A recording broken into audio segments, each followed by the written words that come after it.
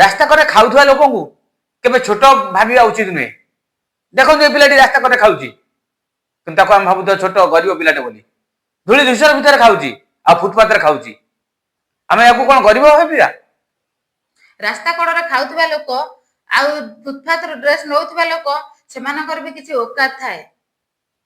ଆଉ ଜଣେ ରାସ୍ତାରେ ଖାଉଛି, ଜଣେ ରାସ୍ତା କଡ଼ରେ ବସି ଖାଉଛି ବୋଲି ତା ବିଷୟରେ କିଛି ନ ଜାଣି ତାକୁ ଛୋଟ ଭାବିବା କି ହୀନ ଭାବିବା ଉଚିତ ନୁହେଁ।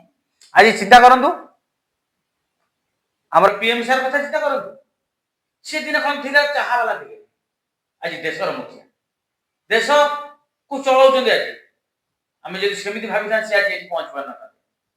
ଯୋଉ ଭାଇମାନେ ବି ରାସ୍ତା କରେ ଖାଉଛନ୍ତି ନିଜକୁ ଏତେ ଛୋଟ ଭାବିବା କଥା ନୁହଁ, କାରଣ ସମସ୍ତଙ୍କର ଗୋଟେ ଗୋଟେ ଔକାତ ଅଛି, ନିଜ ନିଜର ପର୍ସନାଲିଟି ଅଛି।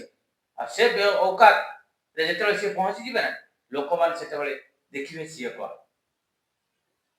এই দেখନ୍ତୁ এই ভিডিওটা ଦେଖନ୍ତୁ, ଯୋଉ ସେକେଣ୍ଡ ଭିଡିଓଟି ଦେଖଉଛି ଆପଣ ଦେଖନ୍ତୁ। ଇଏ ହଉଛି ସେଇ ରାସ୍ତା କରେ ଖାଉଥିବା ପିଲା ଯିଏକି ଫୁଟପାଥରେ ଖାଉଥିଲା।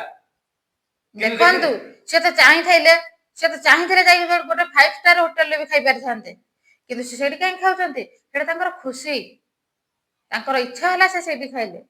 ପ୍ରତ୍ୟେକ ମଣିଷର ଗୋଟେ ଖୁସି ଅଛି। ସବୁ ଲୋକ ସମାନ ନୁହନ୍ତି ଆଜ୍ଞା, ସବୁ ଲୋକ ହାଇ ପ୍ରୋଫାଇଲ ବି ଦେଖି ହୁଅନ୍ତି ନାହିଁ, କାରଣ ତାଙ୍କର ସେଇଟା ଖୁସି। ସେ ରାସ୍ତା କରେ ଖାଉଥିଲେ, କିନ୍ତୁ ଦେଖୁଛନ୍ତି ତ ସେ ଗାଡିର ଦାମ କେତେ ହେଇଥିବ, ଲକ୍ଷାଧିକ ଟଙ୍କା ସେ ଗାଡିର ଦାମ। ଆପଣମାନେ ୟାକୁ ଯଦି ଭାବିକି କହିବେ ରାସ୍ତା କରେ ଖାଉଛି ବୋଲି ଭିକାରୀ, ତାହେଲେ ଆମେମାନେ କଣ କହିବୁ? ତେଣୁକରି ରାସ୍ତା କରେ ଖାଉଥିବା ପିଲାଟି ଭିକାରୀ ହେଇପାରେ ନା। ଏଥିରୁ ଆମେ ପୁରା କ୍ଲିୟର ହେଇଗଲୁ, ରାସ୍ତା କରେ ଖାଉଥିବା ପିଲା ବି ଭିକାରୀ ହେଇପାରେ ନା। ମଣିଷର ଚେହେରା ଦେଖି କେବେ ଜଜ୍ କରାଯାଏ। ଜଣଙ୍କ ବିଷୟରେ ନ ଜାଣି ନ ଶୁଣି ଜଣଙ୍କ ବିଷୟରେ ଆଲୋଚନା କରିବାଟା ଆଦୌ ଠିକ ନୁହେଁ। ଯଦି ଆମର ଭିଡ଼ିଓଟି ଆପଣମାନଙ୍କୁ ଭଲ ଲାଗିଥାଏ ତାହେଲେ ଲାଇକ୍, ସେୟାର, କମେଣ୍ଟ ନିହାତି ଭାବରେ କରିବେ। ଆଉ ଯେଉଁମାନେ ପ୍ରଥମ କରି ଆମ ଭିଡ଼ିଓ ଆଜି ଦେଖୁଛନ୍ତି ନିହାତି ଭାବରେ ଆମ ଚ୍ୟାନେଲକୁ ସବସ୍କ୍ରାଇବ କରିବେ। ଆଜି ପାଇଁ ଭିଡ଼ିଓଟି ଏତିକି, ଆମେ ସେ ପର୍ଯ୍ୟନ୍ତ ବିଦାୟ ନେଉଛୁ। ଆଉ ଗୋଟିଏ ଭିଡ଼ିଓ ଆଣିଲା ପର୍ଯ୍ୟନ୍ତ ରହୁଛୁ। ନମସ୍କାର, ଜୟ ଜଗନ୍ନାଥ। ଜୟ ଜଗନ୍ନାଥ।